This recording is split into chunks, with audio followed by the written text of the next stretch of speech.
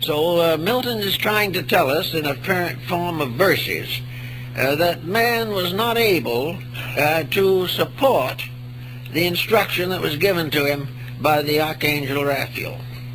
Raphael, of course, does constitute the eyewitness, the mystic. And according to the medieval and early modern mystics such as Hildegard and Bamy, the archangel's testimonies are part of a great message from heaven. This same type of message is reported in the writings of Baron Emanuel Swedenborg. They were lessons from paradise, instructions, inspirations, but very few human beings have been able to really combat the negative influence in themselves. And the temptation is that if you have the knowledge, then your use or abuse of it determines your fate. Now today we are in this position where many of these points should be very obvious to us. We should realize that science has given us a tremendous amount of knowledge. It has also threatened our survival. We know that political sciences have given us great rules of government, from the Code of Hammurabi and the Code of Justinian and the Mosaic Code and the Code Napoleon. They've all been great legal codes which we have cheerfully broken. We find that in every profession the search for profit has resulted in the corruption of ethics. We realize everywhere that man has not been able to withstand the glamour of temptation. Temptation seems to be something that makes it possible for you to do as you please. Another interesting point is man's oversight. In fact, he's probably a lot blinder than Milton was in the ethical and moral sense, because man has become oblivious to the obvious consequences of his own conduct. We have had our Alexander, who died outside the walls of Babylon from dissipation. But dissipation goes on, and nobody seems to have done anything about it. We have the conquest of Hitler. We have the conquest of Genghis Khan. Always tragedy, murder, and death. But conquest still goes on. We have all the private problems that were criticized and condemned 5,000 years ago, but we haven't gotten over them. The Code of Hammurabi, king of Babylon, supposedly dictated by Nebo, the lord of the writing table, said if a man builds a house and he doesn't build it properly and it collapses, the builder is responsible and must replace it. There'd be a lot of people out of work if we made that stick. That any individual who makes a product representing it to be something, and it is not what it is represented to be, has committed a crime against society and a sin against God. And get out and clean it up. Well, they tried it 2,000, 3,000 years ago. We know definitely that many of the ancient Egyptians had codes. And that among other codes, there's one in Egypt in the Book of the Dead that is well worth remembering. In that particular work, gossip is listed among the major sins that can keep the individual out of heaven. You know, it would be an awful hard time around here if we ever enforced that one. Many people would be speechless. But the ancients had some good ideas, but we've done nothing with them. We have also found from antiquity the principles of government. Lycurgus knew the rules of government. Thales knew the rules of government.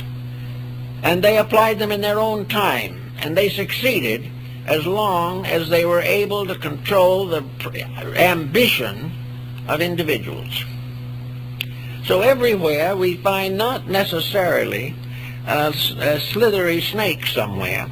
We find rather a constant little pressure inside of ourselves saying to us all the time, you can get away with that if you want to.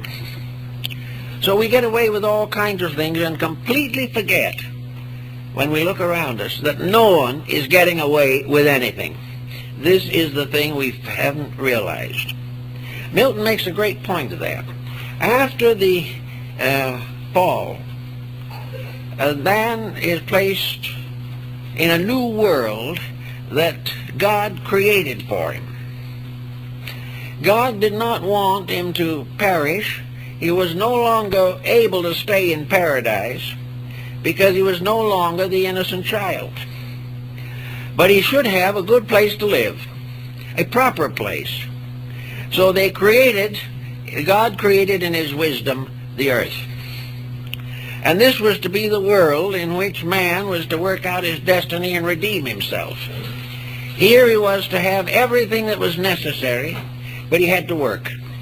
Here he had every opportunity to build a beautiful world, but he had to decide to do it. So the Lord, instead of sending him into perdition, gave him a planet to work on. Gave him a very beautiful planet, which was so lovely, so pleasant, so overshadowed by divine right, that it offended Satan to the marrow of his bones. Satan decided he had to get control of that planet. And to get that control, he got all his legions together, and he invaded the planet and took it over.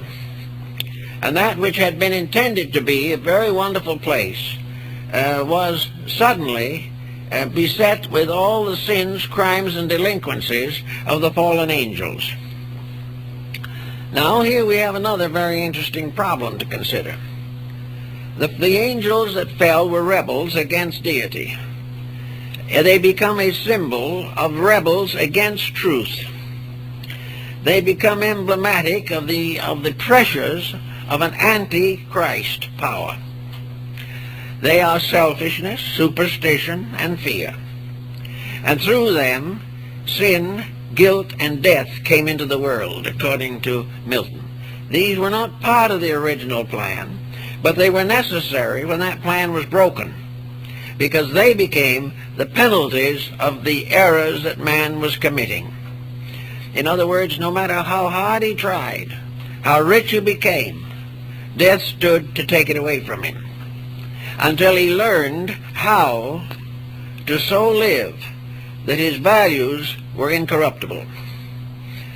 The New Testament, carrying on into the Paradise Regained, is the problem of man storing up his treasures in heaven, rather than depending upon the banks and the stock exchange.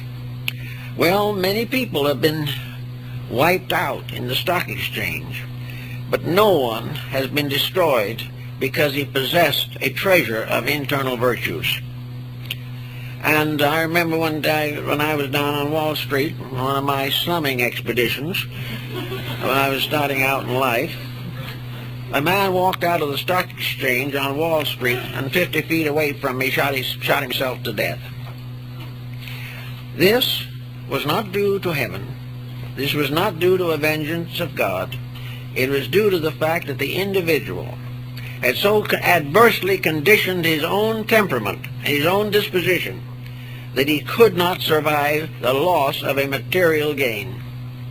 It was taken from him. He had nothing left to live for.